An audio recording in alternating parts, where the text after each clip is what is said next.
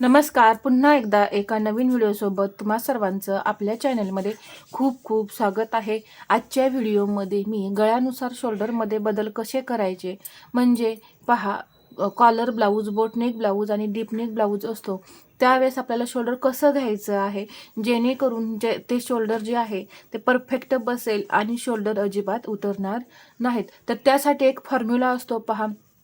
त्यानुसार जर तुम्ही शोल्डर घेतले तर तुमच्या शोल्डरमध्ये अजिबात प्रॉब्लेम येत नाही. तर इथे मी बोट नेक, हाय नेक, कॉलर ब्लाऊज, परत डीप नेक याचा फॉर्म्युला तुम्हाला समजावून सांगणार आहे. त्यानुसार तुम्ही शोल्डर घ्या. एकदम फिक्स असं ब्लाऊज शोल्डर जे आहे ते बसेल. तर त्यासाठी तुम्हाला अंगावरती शोल्डर मोजून घ्यायचे. पहा, इथे आपण शोल्डर जे अंगावरती शोल्डर असतं ते घेऊया 16 इंच. तर हे 16 इंच शोल्डर हेवी साईजमध्ये येतं. पहा, 40 साईजमध्ये किंवा याच्या पुढे हे जे शोल्डर आहेत ते भरतं 40, 42.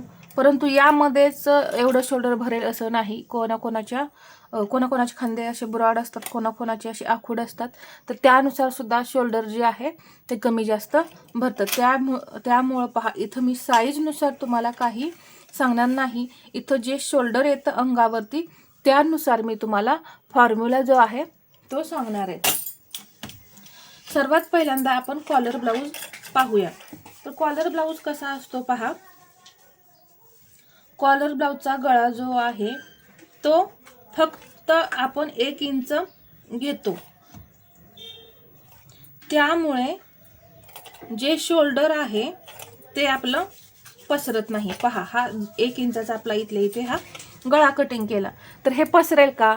नाही पसणार, कारण इथं आपला कॉलर परत जॉईंट होणार आहे. त्यामुळे हा जो गळा आहे तो अजिबात पसरत नाही. म्हणून यामध्ये आपल्याला शोल्डर जे आहे ते कमी करायचं नाही. शोल्डर टाकताना काय करायचंय, जे शोल्डर आहे अंगावरती आपण हे फुल शोल्डर घेतले त्याचा काही निम्मा करायचा आहे. किती होतं त्याचा? हाफ, 8. ठीक आहे. आता हा गळा जो आहे तो पसरत नाही. पसरला असता तर पहा, इकडे आणि इकडे असं थोडा थोडा हा जो गळा आहे तो पसरला असता. त्यामुळे आपल्याला यामध्ये मार्जिन घेण्याची गरज पडली नसती. परंतु हा गळा पसरत नाही. त्यामुळे आपल्याला स्टिचिंगसाठी इथे बाही जोडण्यासाठी अर्धा इंच मार्जिन हवं आहे. म्हणून आपण इथे जे काही शोल्डर येतात त्याचा हाफ करून त्यामध्ये आपण प्लस अर्धा इंच करायचंय.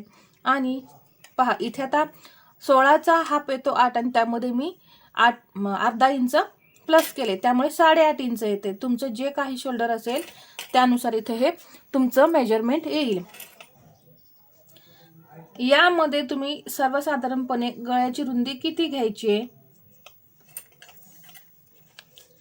4 इंच इथं गळ्याची रुंदी तुम्ही घ्यायची आहे. जशी हेवी साईज होत जाईल तसं तुम्ही थोडी मोठी हे घेतली तरी चालेल. गळ्याची रुंदी पहा इथे या पद्धतीने.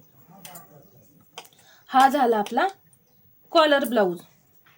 पहा, इथे मी लिहिते कॉलर. आणि हाय नेक मध्ये पहा, हाय नेक सुद्धा यामध्येच येतो.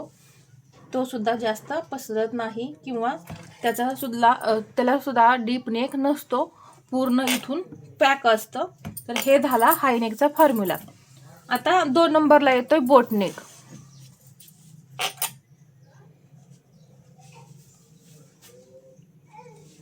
पहा, बोट नेक आता सध्या ट्रेंडिंग मध्ये आहे. त्यामुळे बोटनेकचे ब्लाऊज जे आहेत ते जास्तीत जास्त शिवून घेत आहेत. तर त्यासाठी फॉर्म्युला काय वापरायचा?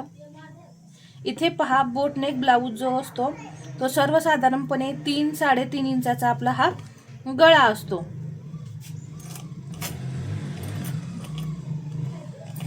पहा या पद्धतीने. आणि इथे तुम्हाला जो हवा आहे तो तुम्ही इथं गळा काढू शकता, ड्रॉप काढू शकता किंवा या पद्धतीने इथं तुम्ही गळा काढू शकता.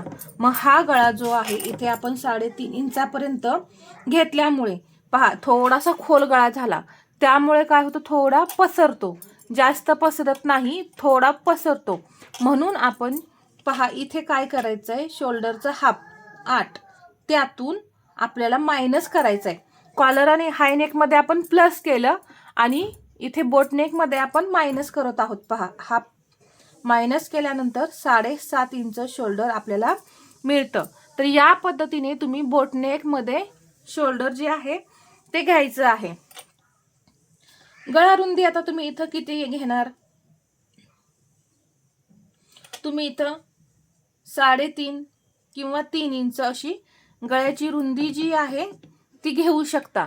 परंतु पहा, बोटनेकमध्ये काय असतं, जी शोल्डरची पट्टी असते ते तुमच्यावरती डिपेंड आहे, म्हणजे कस्टमरवरती डिपेंड आहे की ती शोल्डर पट्टी तुम्हाला किती घ्यायची.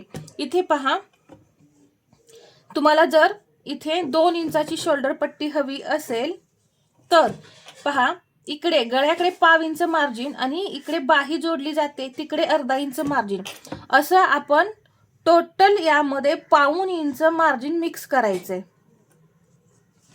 समजलं? इकडे बाही जोडण्यासाठी 1/2 आणि गळ्याकडे 1/2 इंच असं टोटल 1/2 इंच मार्जिन मिक्स करून इथे शोल्डर पट्टी ठेवायची आहे 2.25 इंच. आणि शोल्डर पट्टी ठेवल्यानंतर जे काही बाकी गळ्याची रुंदी येईल ती आपल्याला गळ्याची रुंदी म्हणून ठेवायचं आहे, म्हणजे जे काही राहील शिल्लक ते गळ्याची रुंदी म्हणून आपल्याला वापरायचं आहे. तर पहा, या पद्धतीने तुम्हाला बोटनेकमध्ये बदल करायचे आहेत. 3 नंबरला डीपनेक. डीपनेकमध्ये पहा, 5 इंचापासून पुढे गळे चालू होतात. 5, 6, 7, 8, 9 आणि 10 इंच. आता हे जे गळे आहेत ते डीप नेक मध्ये येतात. तर त्यासाठी पहा या पद्धतीने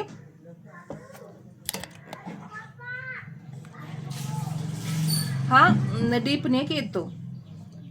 जसा आपला डीप नेक होत जाईल तसं शोल्डर जे आहे ते आपल्याला कमी घ्यावं लागतं. का?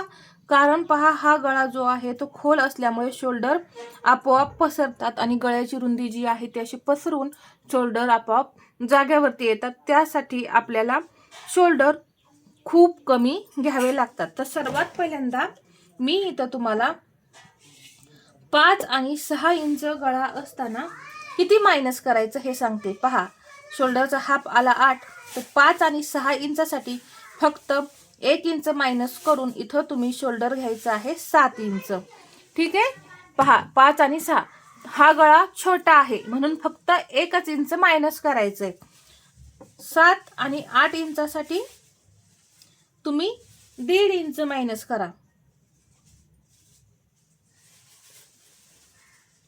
इथं आली गळे शोल्डर 6.5 इंच शोल्डर आपल्याला मिळालेलं आहे. 9 आणि 10 इंच जेव्हा आपला गळा असतो, पहा, जसा असा गळा खोल होत जातो तसं शोल्डर आपल्याला जास्त मायनस करायचंय. तर इथं शोल्डर मायनस करायचंय 2 इंच. मग शोल्डर आपल्याला किती मिळाले? 6 इंच. शोल्डर 16 इंच असताना या डीप नेक मध्ये 6 इंच शोल्डर आपल्याला मिळालेलं आहे. कारण शोल्डर खूप मोठं आहे, 16 इंच शोल्डर आहे आपलं. त्यामुळे इथं या पद्धतीने आपल्याला 6 इंच शोल्डर मिळालेलं आहे. आता जेव्हा 12 इंचाचा खूपच ब्रॉड गळा असतो, पहा, या पद्धतीने, आणि डीप सुद्धा असतो,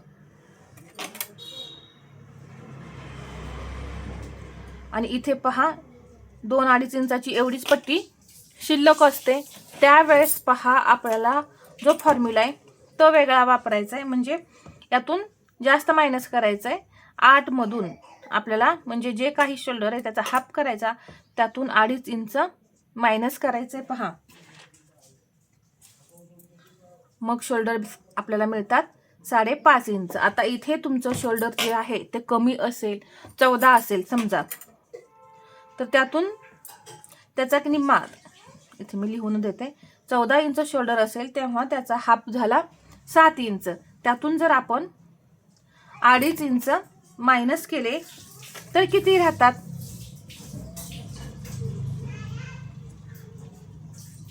7 इंच शोल्डर आहे. पहा, यातून 2.5 इंच मायनस केले की 4.5 इंच राहतात.